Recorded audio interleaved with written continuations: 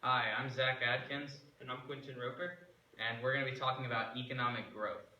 So here we have a graph of the business cycle, and this line here represents long term, and this line here represents short run. So in the short run, there's volatile changes of expansion and recession that happen over and over, but this in turn creates a trend overall that in the long run it'll increase slowly.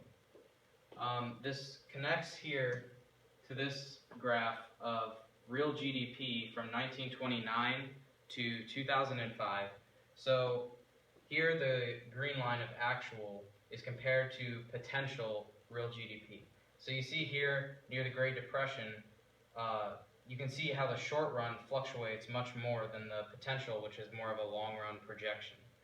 And you can see it go throughout, as in like the peak of World War II when the economy boomed. So this really shows how economic growth is not a short run thing; it's a long run thing, and it's a sloping trend that's very shallow. So I'm going to explain the relationship between the PPC and the ADAS graph. So these aren't directly connected, but they have very similar shifters. So we're comparing them for their shifters' sake.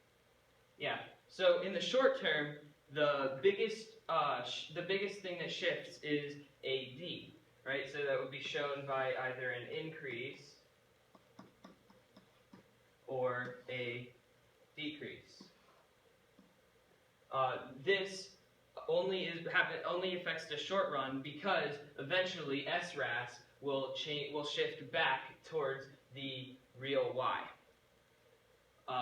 Whereas in the long term, which as a result of an increase or a decrease in human capital or technology, the LRAS would end up shifting either right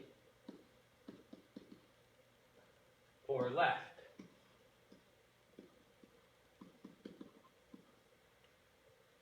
And that would cause a difference in long-run growth. An increase in human capital and technology on the PPC would cause the PPC to shift outward, whereas a decrease would cause the PPC to shift inward. So much like economic growth, the PPC is only shifted by large shifters that affect long-term growth, economic growth, even if PPC is more micro-oriented and economic growth shown on ADAS is more macro-oriented.